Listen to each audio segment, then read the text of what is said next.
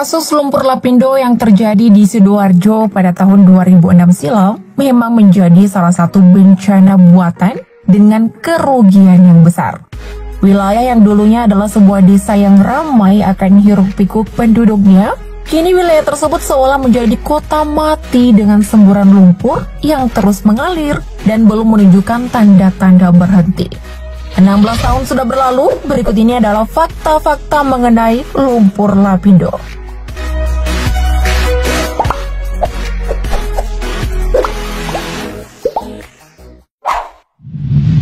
Penyebab lumpur lapindo. Semburan lumpur lapindo pertama kali terjadi pada 29 Mei 2006. Semburan lumpur tersebut berasal dari sumur Banjar Panji 1, Porong, Sidoarjo, Jawa Timur, di lokasi pengeboran gas milik PT Lapindo Brantas di Kecamatan Porong, Sidoarjo, Jawa Timur. Penyebab terjadinya semburan gas disertai lumpur panas hingga kini misterius dan masih menjadi perdebatan.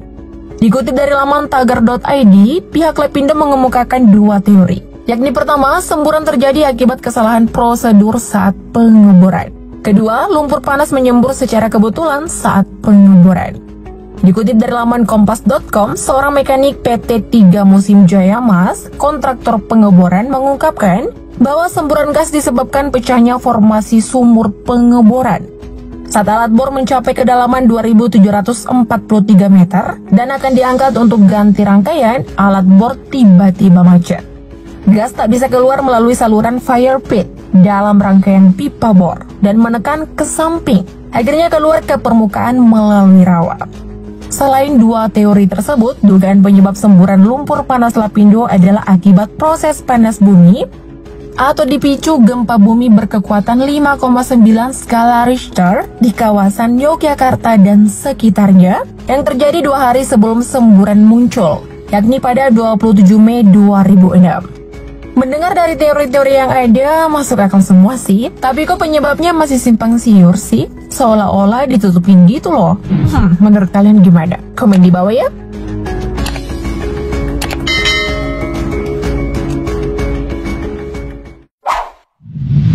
Dampak lumpur lapindo. Lumpur yang tak kunjung berhenti menyembur menyebabkan beberapa kali tanggul mengalami jebol di sana-sini karena tak kuat menahan tekanan yang ada. Tak pelak, lumpur yang tertampung pun tumpah menerjang pemukiman warga dan menimbulkan dampak besar dari segi ekonomi dan sosial. Dikutip dari laman CNN Indonesia, dampak ekonomi akibat lumpur lapindo ini mengakibatkan 1.873 tenaga kerja kehilangan pekerjaannya. Jalur kereta api Surabaya-Malang juga Surabaya-Banyuwangi tertutup. 25,61 hektar lahan tebu terendam dan 172,39 hektar lahan padi terendam. Kemudian untuk dampak sosialnya mengakibatkan 16 desa di 3 kecamatan terendam. 21.260 unit rumah terendam lumpur dan rusak. 77 rumah ibadah terendam, 18 sekolah negeri terendam, 4 kantor pemerintah tidak berfungsi, dan membuat 14.000 keluarga dan 40.000 jiwa menderita. Selain itu, banjir juga telah menghancurkan sejumlah perusahaan dan industri. Menteri Pekerjaan Umum dan Perumahan Rakyat PUPR Basuki Hadi Mulyono beberapa waktu lalu pernah mengatakan ada 30 unit usaha dalam peta area terdampak yang hancur akibat genangan lumpur lapindo. Alhasil total kerugian ekonomi berdasarkan hasil kajian Bappenas adalah kerugian berbentuk langsung sebesar 7,3 triliun rupiah, tak langsung 16,5 triliun rupiah, dan biaya relokasi infrastruktur sebesar 3,7 triliun rupiah. Di mana total dari kerugian tersebut mencapai 27,5 triliun rupiah. Wow, nominalnya ngeri juga ya.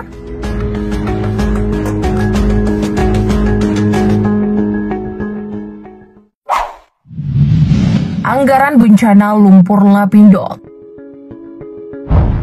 Kurang lebih 16 tahun bencana lumpur lapindo ini masih belum terselesaikan. Tentunya pemerintah tidak tinggal diam dalam menangani permasalahan besar yang satu ini. Dikutip dari laman kontan.co.id, Sejak tahun 2006 sampai tahun 2017, pemerintah telah menggelontorkan dana sebesar 11,27 triliun rupiah untuk penanggulangan bencana lumpur Lapindo Sidoarjo, Jawa Timur.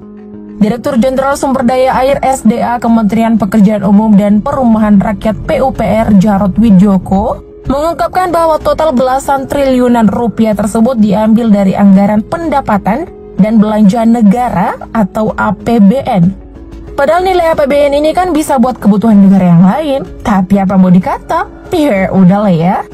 Kemudian dalam rapat dengar pendapat atau RDP Komisi 5 DPR RI pada 9 Juni 2021, Jarod Wijoko juga mengungkapkan bahwa pemerintah masih membutuhkan dana senilai 1,5 triliun rupiah lagi untuk benar-benar dapat menyelesaikan bencana lumpur Lapindo. Beliau juga menerangkan bahwa kebutuhan anggaran tersebut adalah untuk penyelesaian masalah sosial di dalam maupun di luar peta area terdampak atau PAT, sebagaimana yang tertuang dalam keputusan Mahkamah Konstitusi nomor 83/PUU 11/2013. Memasuki tahun 2022, apakah kebutuhan dana tersebut akan bertambah atau tercukupi dengan angka 1,5 triliun rupiah tadi? Kita tunggu aja ya kelanjutannya.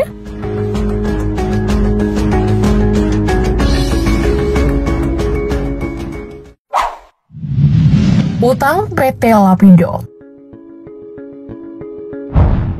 Lalu setelah 16 tahun bencana lumpur Lapindo, nyatanya PT Lapindo belum juga menyelesaikan semua urusan keuangan alias utangnya kepada pemerintah.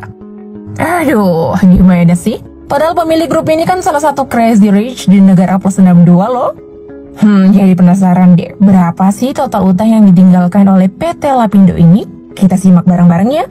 Dikutip dari laman Detik Finance, menurut audit Badan Pemeriksa Keuangan atau BPK tahun 2019, total utang PT Lapindo Minarak Jaya kepada pemerintah sebesar 1,91 triliun rupiah hingga 31 Desember 2019. Dengan rincian pokok utang sebesar 773,38 miliar rupiah, bunga 163,95 miliar rupiah, dan denda 981,42 miliar rupiah. Sementara itu pembayaran yang baru dilakukan oleh perseroan adalah 5 miliar rupiah. Utang tercipta lantaran pemerintah memberikan dana talangan senilai 773,8 miliar rupiah untuk melunasi pembelian tanah dan bangunan warga korban luapan lumpur Lapindo. Nah, katanya nih pemerintah mengaku kesulitan untuk menagih utang tersebut kepada PT Lapindo. Alhasil, Kementerian Keuangan atau Kemenkeu membutuhkan siasat baru karena penagihan terhadap keluarga konglomerat itu tak mudah, bahkan tak selalu berjalan lancar. Untuk itu saat ini pemerintah tengah mencari formula yang tepat untuk menagih utang kepada mereka. Katanya konglomerat kok ngelunasin utang yang udah puluhan tahun gak kelar-kelar sih. Ampun.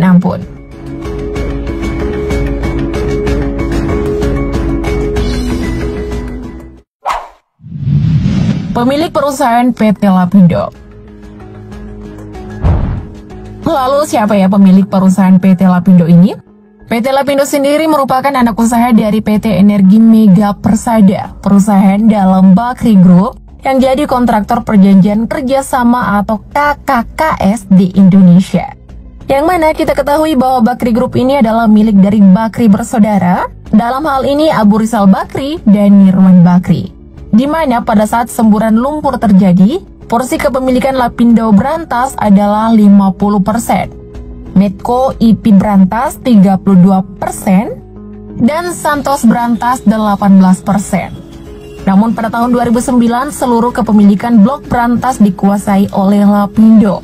Pasalnya pemegang saham PT Energi Mega Persada menyetujui konversi utang kedua anak usahanya, Kalila Energy Limited atau KEL, dan Pan Asia Enterprise Limited atau PAN kepada Minarak Labuan Co. Sekedar diketahui, KEL dan PAN merupakan pemilik Lapindo Brantas. Jadi apa nih tanggapan kalian mengenai bencana lumpur Lapindo ini? Komen di bawah dong.